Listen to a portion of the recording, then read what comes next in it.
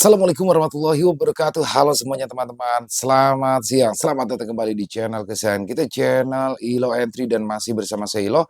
Dimanapun teman-teman berada, semoga teman-teman selalu dalam keadaan sehat walafiat tanpa kekurangan satu apapun. Amin, amin ya robbal alamin. Dan pada kesempatan yang baik ini, kami masih akan membawakan kisah Satrio Wicaksono. Wow, kisah dari Mas Untung Prasetyo yang semakin menarik untuk disimak ya teman-teman ya. Tapi sebelum kita masuk ke dalam kisahnya, buat teman-teman yang mungkin belum subscribe, yuk bisa diklik dulu tombol subscribe. Jangan lupa lonceng notifikasinya dinyalakan agar teman-teman selalu mendapatkan notifikasi dari konten-konten yang akan kami upload di setiap harinya. Dan untuk channel Elo Entry kami upload setiap hari teman-teman, setiap siang jam 12 siang waktu Indonesia bagian Barat. Oke, nggak pakai berlama-lama lagi, pasti udah gak sabaran kan untuk masuk ke dalam kisahnya. Kita langsung saja masuk ke dalam kisahnya. Dari halaman belakang rumah Bang Ilo kita menuju ke Jawa Tengah.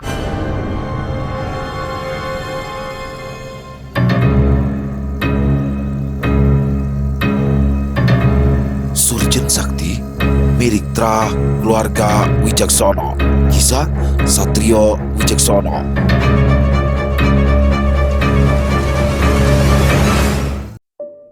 Malam itu, di ruang tengah rumah Lejono, Satrio duduk bersila di atas tikar dengan wajah tenang, namun dari sorot matanya menggambarkan sebuah beban yang sangat berat.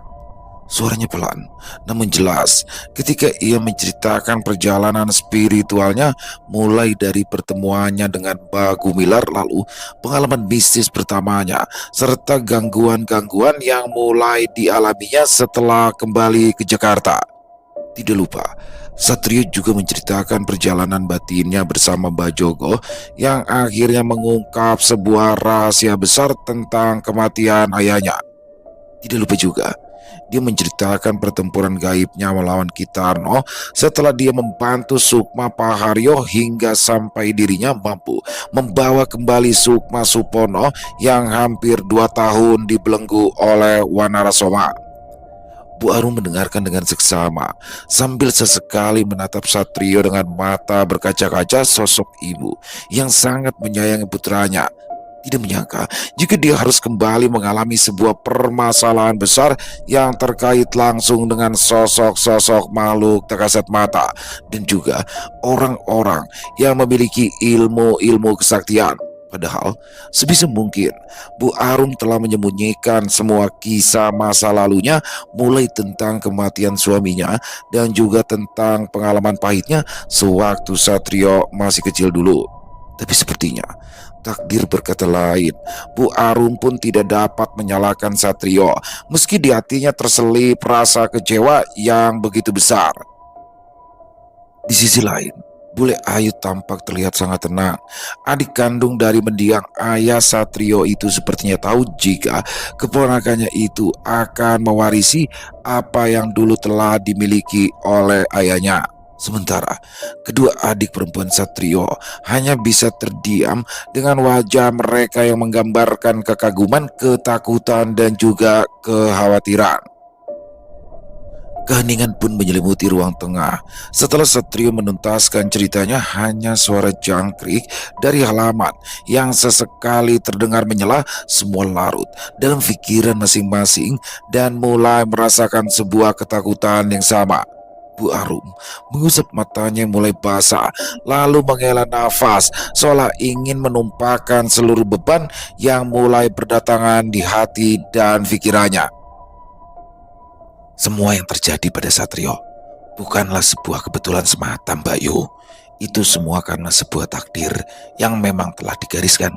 Sekarang kita harus tetap tenang dan bersama-sama memikirkan jalan keluarnya, ujar Lek Jono yang sedari tadi hanya menyimak semua yang diceritakan oleh Satrio.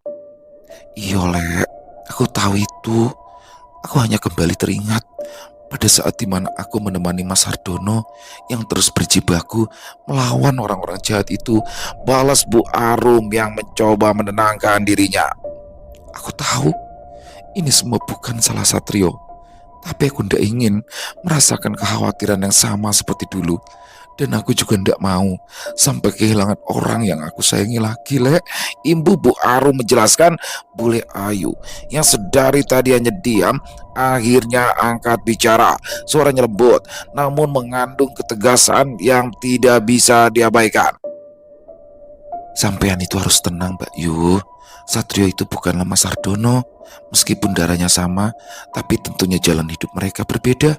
Dan satu hal yang pasti, kita tidak sendirian, Mbak. Kali ini, kita semua harus berjalan bersama-sama. Bukan hanya sebagai keluarga, tapi sebagai penjaga warisan leluhur yang telah lama tertidur. Ujar Bule Ayu sambil menatap Satrio dalam-dalam, lalu menoleh pada Wulan dan Ranti yang duduk saling menggenggam tangan. Kalian pun akan ikut merasakan perubahan itu, Nduk.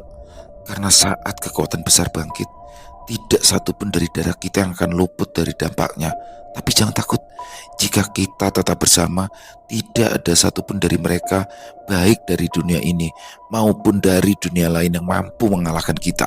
Ibu Bule Ayu sambil tersenyum dan mengusap kepala Ranti yang masih berusia sangat muda itu.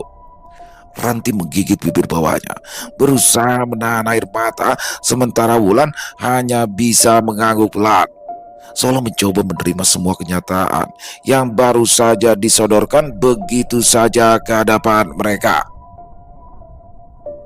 Aku tidak meminta semua ini, Bu, Bule, Pak Le, tapi aku juga tidak bisa lari. Aku pernah berpikir untuk meninggalkan apa yang aku dapatkan sejak awal, tapi setiap kali aku mencoba, selalu ada yang menarikku kembali, seolah semesta tidak akan membiarkan aku hidup dengan tenang sebelum semua ini selesai. Ujar Satrio dengan suara bergetar.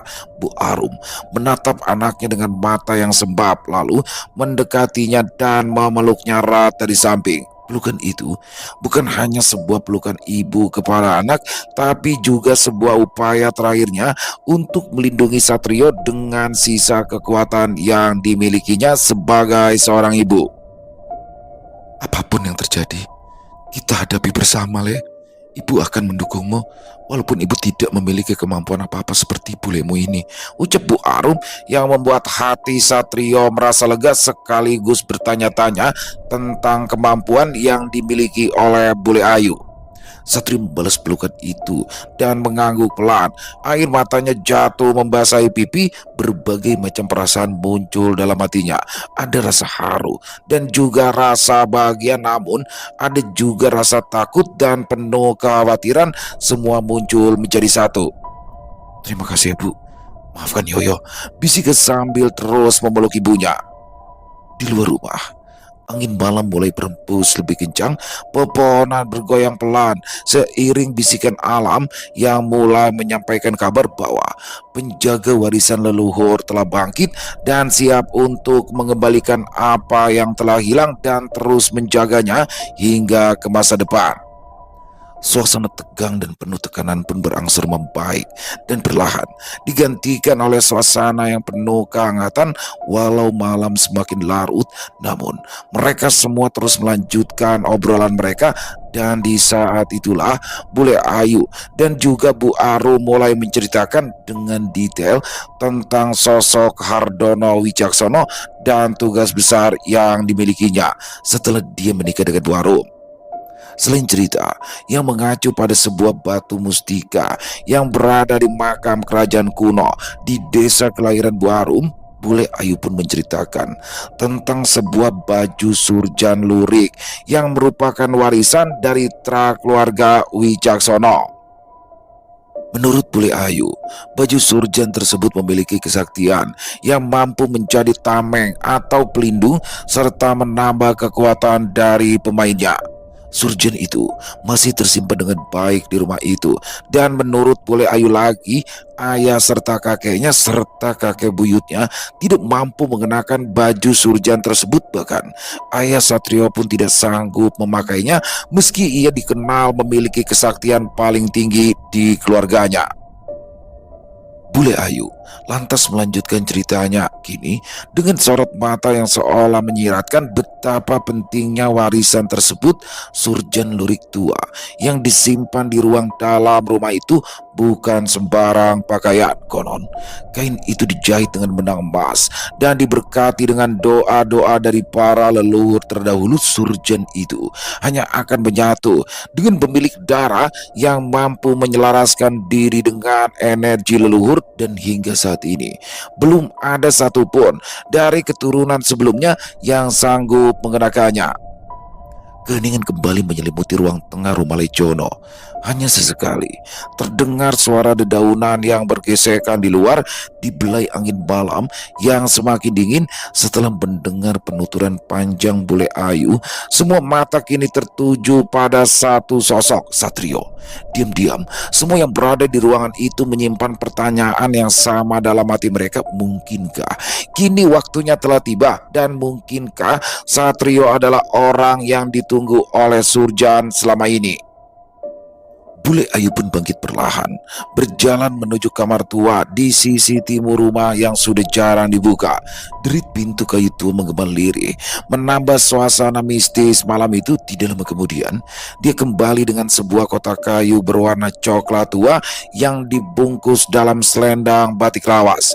Dan dengan penuh kehati-hatian, dia duduk kembali di depan mereka, lalu membuka ikatan kain itu perlahan dan membuka kotak kayu tua tersebut. Dari dalamnya tampaklah sebuah baju surjan lurik berwarna coklat gelap bercorak garis emas yang warnanya tetap menyala meski telah termakan waktu.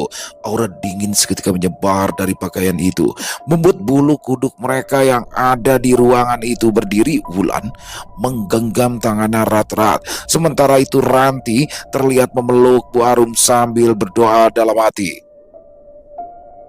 Surjan ini sejak dibuat pada masa Mbah Buyut Sastro Wicaksono tidak pernah benar-benar dikenakan, Le. Dia menolak siapapun yang tidak mampu menyeimbangkan dirinya dengan darah leluhur dan niat yang murni, ujar bule Ayu lirih seakan sedang berbicara pada dirinya sendiri. Tapi entah mengapa, sejak Satrio kembali dari Jakarta, aku sering bermimpi melihat surjan ini menyala dalam cahaya. Dan Mbah Buyut terus datang dalam mimpiku, Mbak, Ibu bule Ayu sambil menatap ke arah Bu Arum.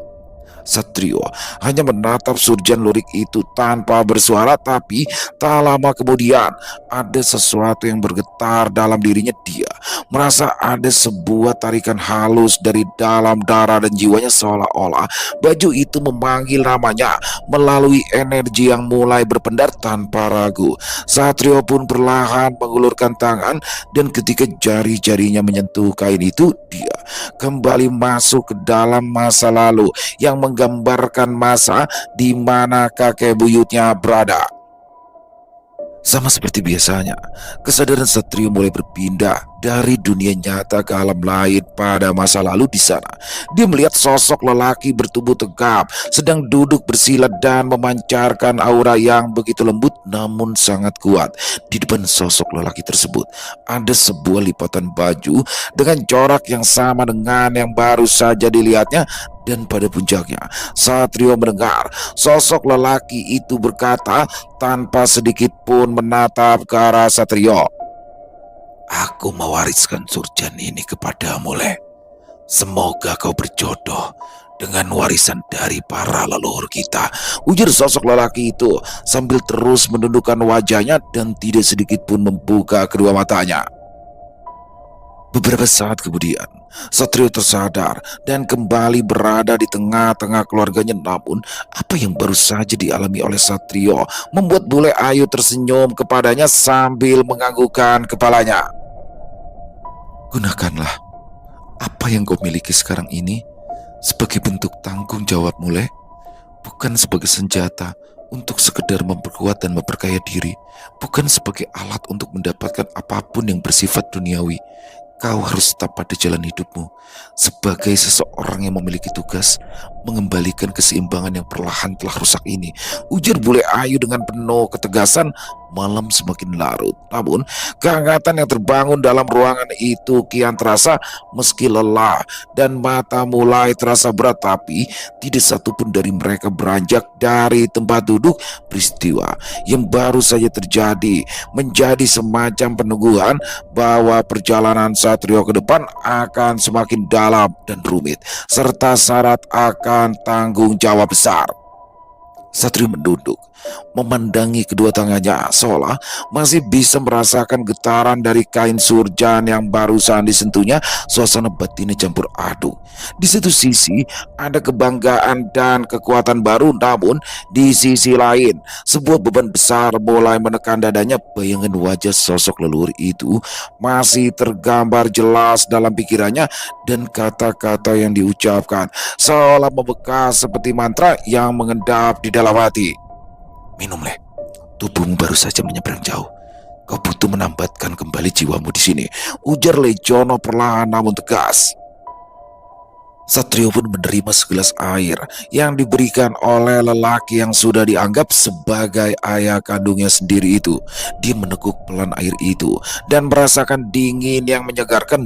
Nafasnya menjadi lebih teratur dan perlahan dia mulai bisa meresapi seluruh peristiwa malam itu dengan lebih jernih.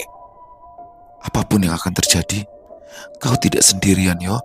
Apapun yang nanti kau hadapi, kami akan selalu ada menjadi tempatmu bersandar, ucap Bu Arum dengan suara bergetar namun cukup untuk meredakan ketegangan yang tersisa di hati Satrio.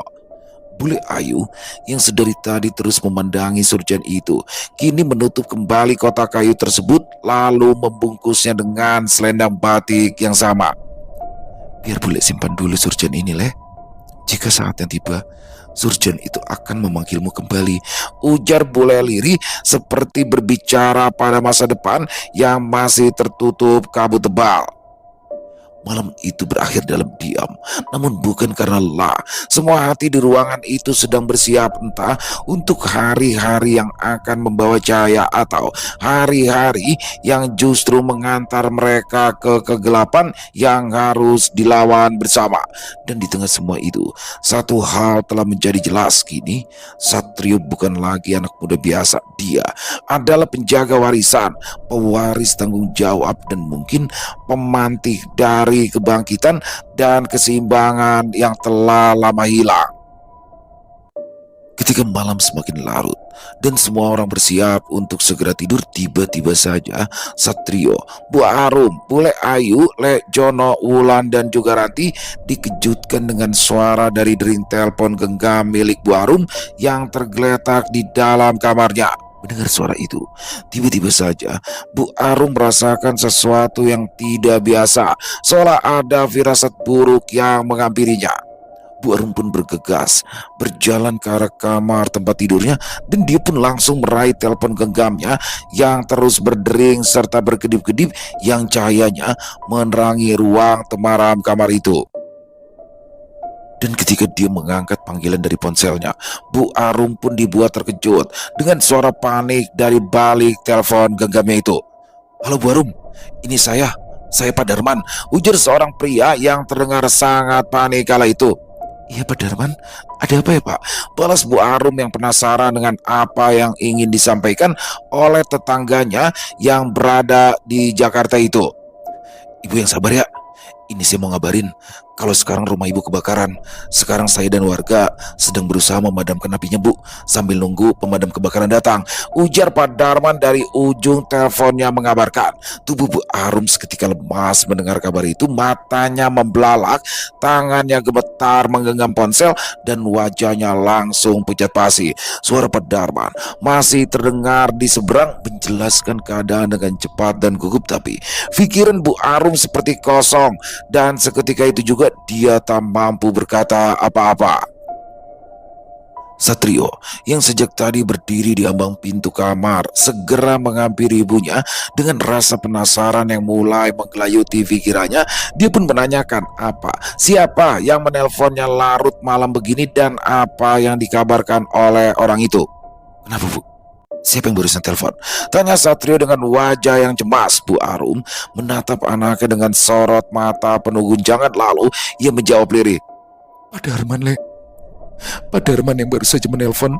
Dan dia mengatakan kalau rumah kita kebakaran, Le. Balas Bu Arum dengan isak tangis yang mulai membelah kesunyian malam itu. Sekejap, seluruh anggota keluarga yang mendengar langsung tersentak.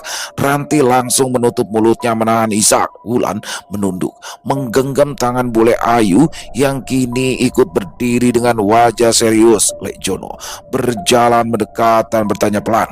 Kebakaran? Bagaimana bisa? Tanya Lejono penasaran. Satrio memejamkan matanya sejenak, mencoba meredam amarah dan gejolak yang mulai bergemuruh dalam dadanya. Bukan karena kehilangan harta benda, tapi karena firasatnya sendiri yang sempat muncul beberapa waktu lalu saat meninggalkan Jakarta. Kini seolah terbukti ada sesuatu atau seseorang yang tidak ingin dirinya melanjutkan jalan takdir ini. Bu Arum pun hanya bisa menangis sambil terus mengusap air mata yang mulai membasahi pipinya.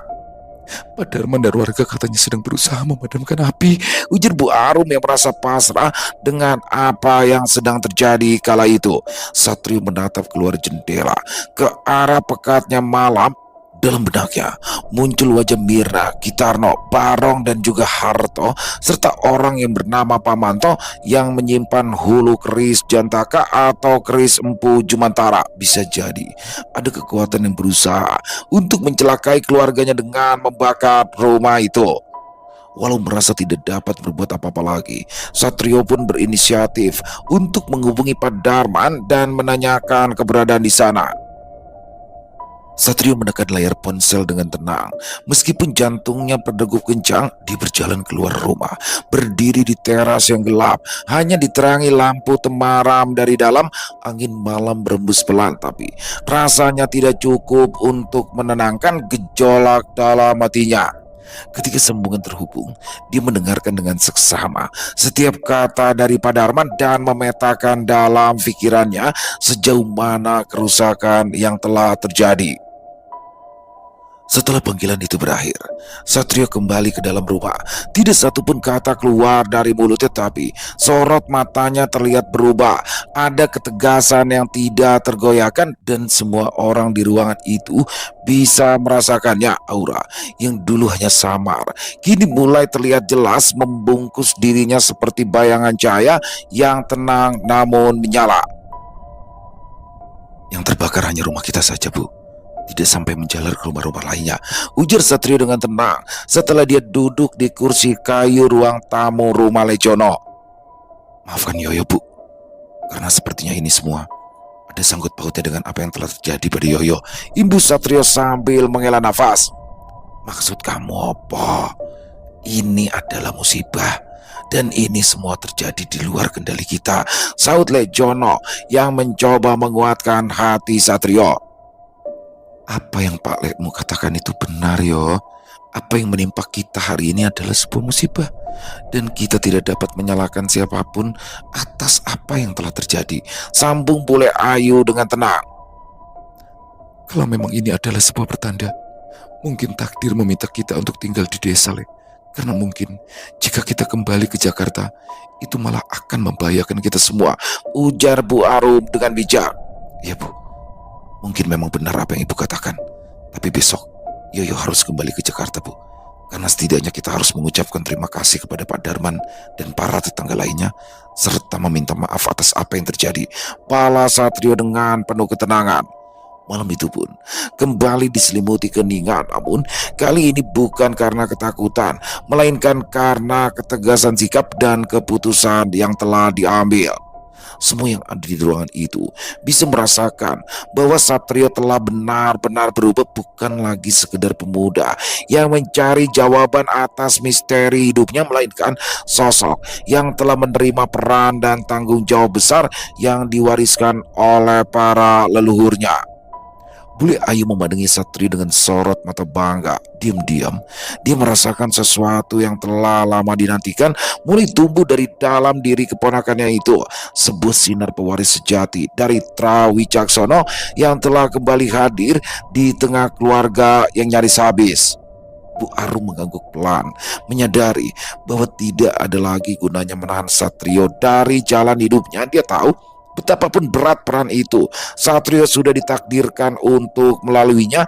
Yang bisa dia lakukan kini hanyalah mendoakan dan memastikan bahwa anaknya itu tidak kehilangan arah dalam setiap langkah yang akan dia tempuh.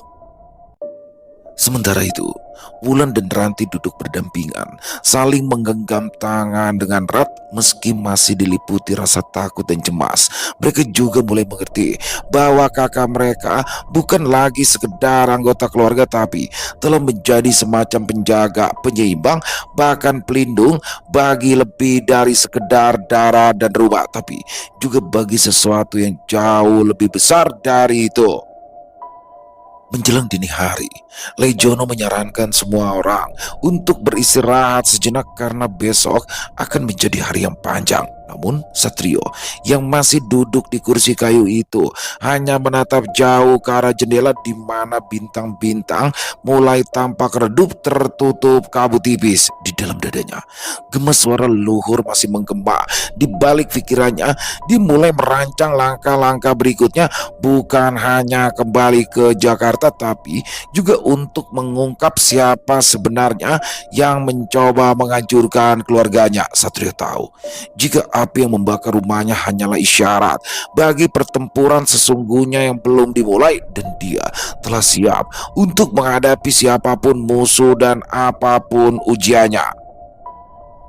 Keesokan harinya, ketika Satrio sedang bersiap untuk berangkat ke Jakarta, Bule Ayu pun mengadakan upacara penyerahan warisan dari leluhur. Walaupun sangat sederhana, tapi ritual itu adalah syarat untuk menyerahkan dan menerima baju surjan lurik yang diharapkan berjodoh dengan Satrio. Begitu Satrio mengenakan kain jarik dan atasan putih polos, lalu duduk bersila di hadapan Bule Ayu yang kini telah mengenakan pakaian adat lengkap. Di samping mereka, Bu Arum, Lejono, Wulan dan Ranti menyaksikan prosesi dengan tenang dan penuh rasa hormat. Di tengah ruangan, sebuah dupa menyala perlahan, mengeluarkan aroma cendana yang menyelimuti udara dengan wangi menenangkan. Bule Ayu mengambil surjan lurik dari kotak pusaka yang diletakkan di depan altar kecil. Dia lalu mengangkatnya tinggi-tinggi ke atas kepala, mulai melafalkan mantra-mantra dalam bahasa Jawa kuno, sebuah doa warisan turun-temurun dari Trawicaksono yang hanya bisa diucapkan oleh yang memahami makna dan tujuan. Setiap bait mantra yang diucapkan terasa seperti membelah ruang dan waktu. Aura yang keluar dari surjan lurik itu semakin kuat, seolah merespons kehadiran Satrio yang kini telah dipilih oleh leluhur untuk meneruskan tanggung jawab besar. Cahaya lembut tampak memancar samar dari kain surjan itu, seolah menjawab bahwa waktunya memang telah tiba. Setelah selesai membaca mantra, Bule Ayu menurunkan surjan itu dan memandang ke mata Satrio tanpa berkata-kata.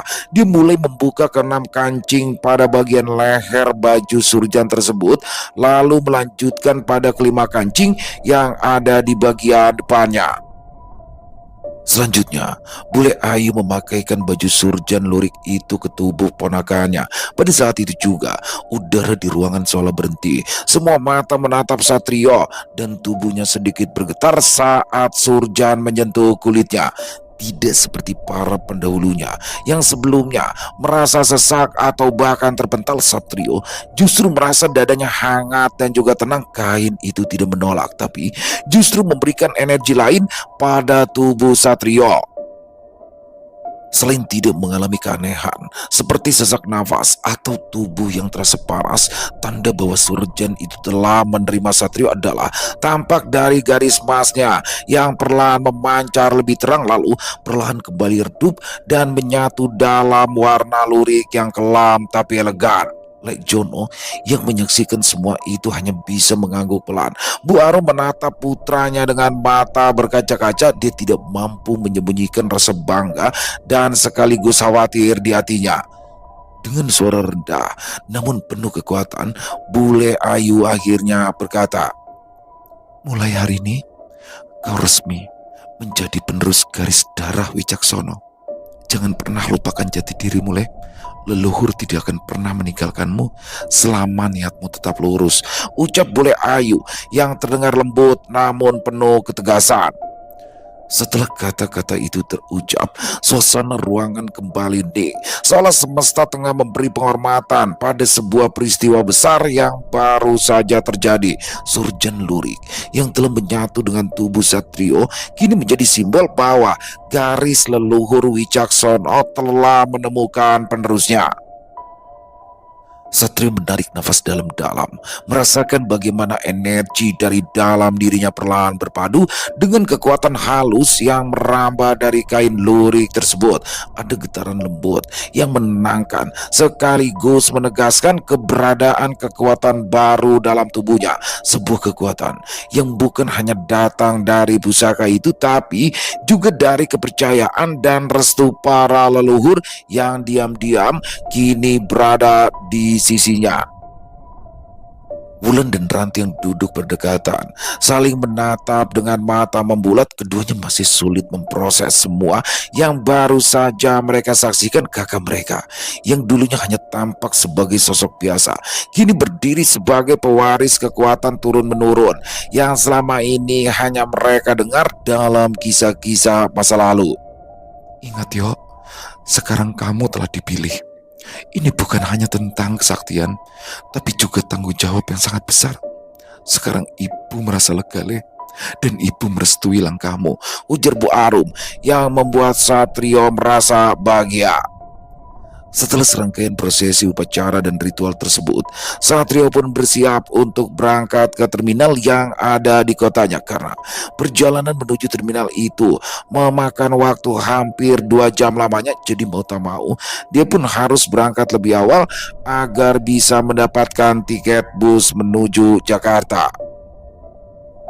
Ketika Bu Arum dan juga Bule Ayu sedang menyiapkan bekal makanan untuk perjalanannya, Satrio pun masuk ke dalam kamarnya dan hendak mengganti pakaian. Dan saat itu dia kembali merasa ada sesuatu yang aneh ketika baju Surjan yang dikenakannya seolah menyatu dengan tubuhnya. Baju yang sebelumnya terlihat agak sedikit longgar itu tiba-tiba saja ukurannya berubah lebih mengecil dan terlihat sangat pas di tubuh Satrio.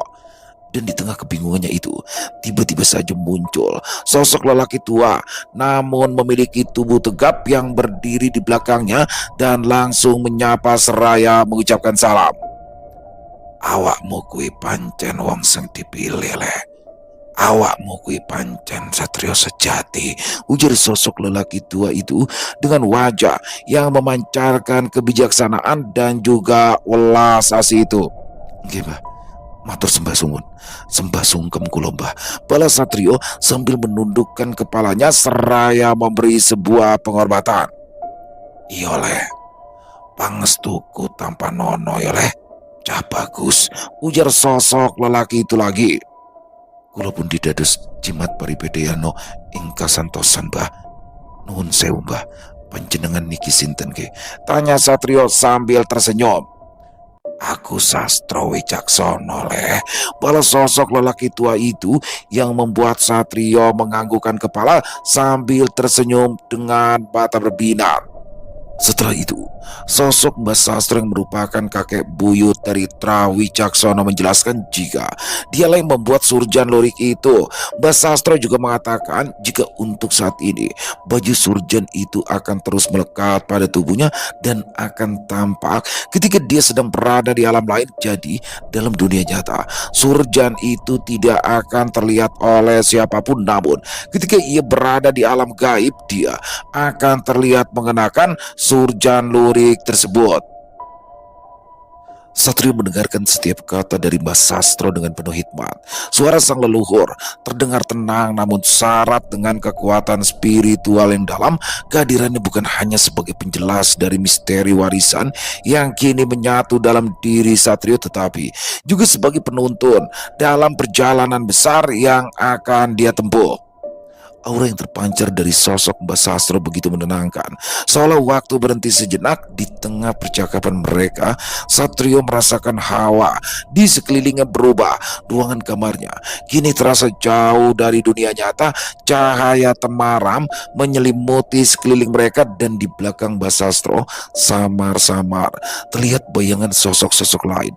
Mereka berdiri diam dalam barisan yang sangat rapi seperti pasukan penjaga yang mengawal sebuah warisan suci.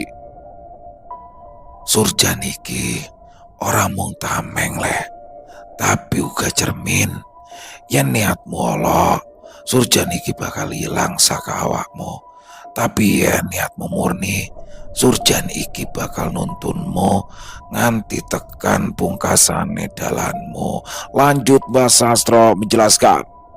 Setelah menjelaskan itu semua, perlahan-lahan sosok Mbah Sastro memudar bersama dengan kabut tipis yang menyelimuti ruangan. Namun sebelum menghilang, beliau sempat menatap Satrio dengan tatapan teduh yang penuh harap dan tanggung jawab.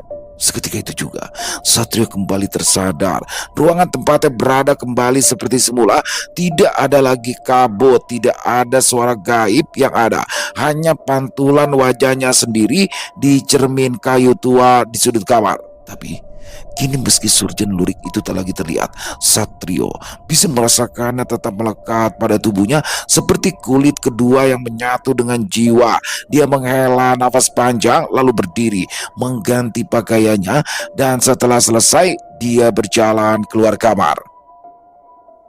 Di ruang depan, Lejono, Bule Ayu dan Bu Arum serta Wulan dan Ranti sudah menunggu Satrio, dan setelah semuanya siap, Satrio pun berpamitan lalu berjalan keluar dari rumah Lejono. Tanpa sedikit pun rasa ragu, Satrio melangkah untuk kembali ke Jakarta dan mencari tahu apa yang sebenarnya terjadi di sana.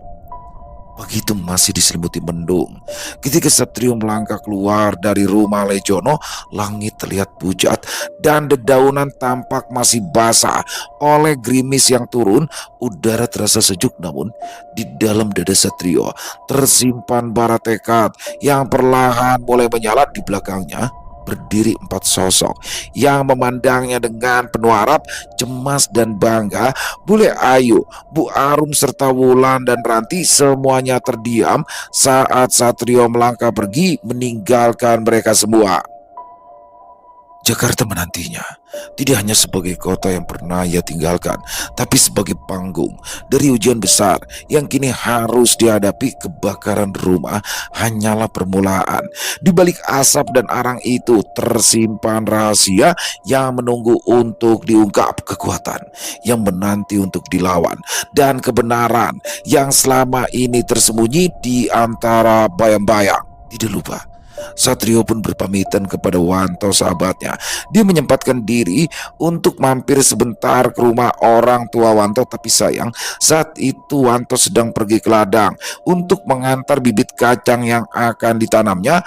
Walau merasa agak sedikit kecewa karena tidak dapat berpamitan dengan Wanto, namun Satrio memilih untuk melanjutkan perjalanannya. Di desa itu, kendaraan angkutan menuju pasar dan terminal bus di kota akan berangkat setiap 1 jam sekali, dan dia tidak ingin ketinggalan angkutan yang melalui jalan di desanya itu ketika tepat pukul setengah 9. Dengan langkah mantap, Satrio terus berjalan sambil sesekali menyapa orang-orang yang ditemuinya. Setibanya di tepi jalan desa, Satrio duduk sebentar di kursi bambu dekat warung kecil menunggu angkutan yang akan lewat. Dia menarik nafas dalam-dalam, memejamkan mata sejenak, dan membiarkan pikirannya menyelami keheningan di sekelilingnya. Tidak lama kemudian, suara drum mesin terdengar dari kejauhan. Mobil angkutan yang ditunggunya pun muncul dari balik tikungan dan perlahan mendekat. Satrio berdiri, mengencangkan tali ranselnya, lalu melangkah naik ke dalam mobil itu. Dia tahu bahwa perjalanannya baru saja dimulai dan apa yang akan dihadapi di Jakarta bukan hanya tentang rumah yang terbakar, akan tetapi ada hal-hal yang lebih besar yang mulai menarik dirinya kembali ke pusaran takdir. Namun kali ini ia tidak sendirian, ada kekuatan yang menyertainya. Ada bilah keris empu Jumantara yang telah memiliki hulu, serta surgen lurik yang menyatu dengan tubuhnya, dan ada kekuatan batin dari Tra keluarga Wicaksono yang kini mengalir lebih deras dari sebelumnya. Ketika mobil angkutan mulai bergerak perlahan, samar-samar Satrio mendengar suara seseorang memanggilnya, dan kondektur minibus itu langsung meminta sopir untuk menghentikan kendaraannya sambil bertanya kepada Satrio. "Loh mas, itu sepertinya teman sampean," ujar sosok lelaki parubaya itu sambil terus memandang ke arah sosok pemuda bertubuh agak gemuk yang berlari ke arah mobil angkutannya. Karena penasaran, Satrio pun menoleh ke arah jendela, dan betapa terkejutnya dia ketika tahu jika orang yang berlari ke arah mobil angkutan itu sambil terus memanggil-manggil namanya adalah Supono. "Awakmu sudah sehat mas?" tanya Satrio setelah Supono duduk di sampingnya dengan nafas tersengal-sengal. "Jangan panggil aku dengan sebutan itu. Panggil saja namaku, karena sampean yang lebih pantas dipanggil Kang Mas," balas Supono yang membuat Satrio merasa heran. "Loh, kok diem? Ayo lek berangkat," ujar Supono kepada kondektur minibus yang terus saja menatapnya. "Kamu mau kemana pun?" tanya Satrio sambil mengenyitkan dahinya. "Loh, sampean ini bagaimana Thomas? Saya yang mau ke Jakarta. Saya mau menemani sampean," balas Supono penuh percaya diri. "Kamu ini kalau bercanda itu kelihatan serius sekalipun," ujar Satrio yang tidak percaya dengan apa yang telah dikatakan oleh Supono. Loh. Sampean ini kok tidak percaya Thomas? Aku ini diminta sama Mbak Kliwon untuk menemani perjalanan sampean, dan ibuku juga sudah mengizinkanku, balas Supono dengan wajah yang terlihat serius. "Selain itu, mereka juga memberikan aku sangu yang cukup banyak mas." Imbus Supono sambil tertawa. "Yang bener pun, ini yang ngomong kamu atau perewanganmu?" tanya Satrio sambil tersenyum. "Asem, yang ngomongnya akulah, Mas Akisoma," balas Supono sambil menghitung uang pemberian ibunya dan juga Mbak Kliwon. "Iki tenanan loh mas, aku ndak bercanda. Kemarin Mbak Kliwon itu bilang kalau aku diminta untuk ikut sampean.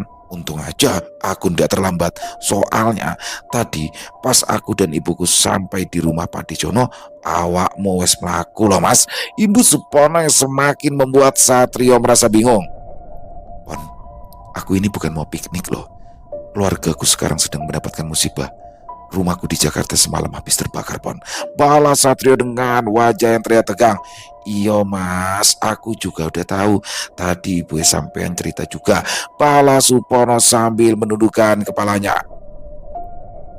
"Selain itu, aku juga sedang dicari oleh orang-orang sakti yang ingin menghabisi kupon," bisik Satrio dengan suara pelan yang membuat Supono terkejut. "Yo pantes Mbak Kliwon memintaku untuk nemenin sampean mas. Sepertinya sampean ini memang butuh seorang teman. Pokoknya aku siap bantu mas. Dan aku juga tidak takut sama orang-orang itu," balas Supono sambil mengeluarkan energi murninya yang cukup besar hingga membuat kendaraan yang ditumpanginya agak sedikit goyang. "Yo sakarep mula pon, kalau itu memang perintah dari Mbak Kliwon, aku juga tidak bisa menolak," ucap Satrio yang membuat Supono tersenyum. "Iya mas, Mbak Kliwon juga bilang kalau jalan hidupku memang akan bersinggungan dengan jalan hidupmu.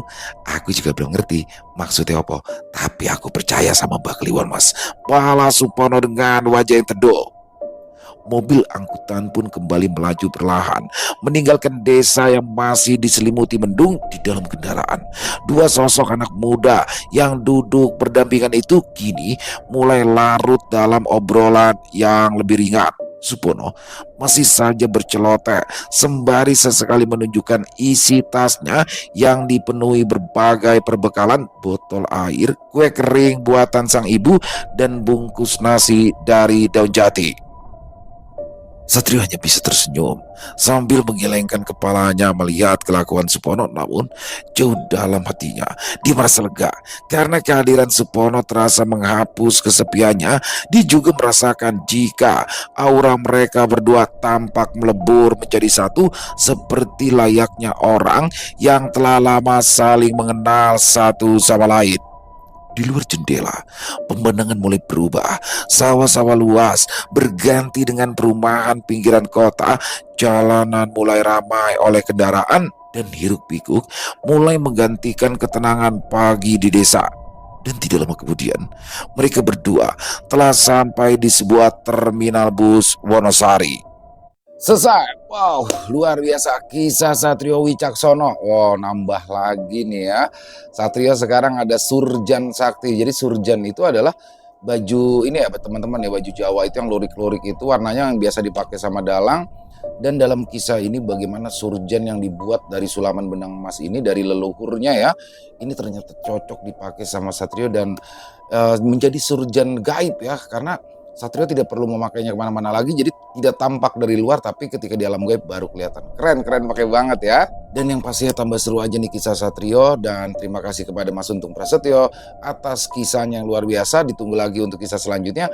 Semoga kisah barusan bisa menghibur teman-teman semua ya, para pecinta penikmat horor misteri, lebih khusus lagi kepada para subscriber dari channel Ilo Entry. Dan buat teman-teman yang mungkin punya pendapat lain tentang kisah barusan, bisa menuliskan di dalam kolom komentar ataupun hanya sekedar saling menyapa, silakan. Insya Allah kami akan membalasnya satu persatu. Buat teman-teman yang suka dengan videonya, bisa diklik tombol like-nya, tombol jempolnya, boleh juga dong dibantu di share ya link videonya ini ke teman-temannya yang lain agar juga ikut merasa terhibur. Dan buat teman-teman yang mungkin belum subscribe, sekali lagi yuk bisa diklik tombol subscribe, jangan lupa lonceng notifikasinya dinyalakan agar teman-teman selalu mendapatkan notifikasi dari konten-konten yang akan kami upload di setiap harinya. Kami juga ingin mengucapkan terima kasih ya kepada seluruh teman-teman yang sudah selalu setia hadir, yang sudah selalu mendukung kami, karena teman-teman kami selalu bersemangat berkarya di setiap harinya. Dan di akhir kata saya Ilo mengucapkan permohonan maaf apabila mungkin dalam pembawaan kisahnya barusan ada kata-kata saya yang salah ataupun ada kata-kata saya mungkin yang kurang berkenan. Saya mohon dibukakan pintu maaf yang seluas-luasnya, dan sampai berjumpa lagi di konten-konten kami selanjutnya. Masih bersama saya Ilo di channel Ilo Entry. Salam sehat, sukses selalu untuk kita semua. Wassalamualaikum warahmatullahi wabarakatuh.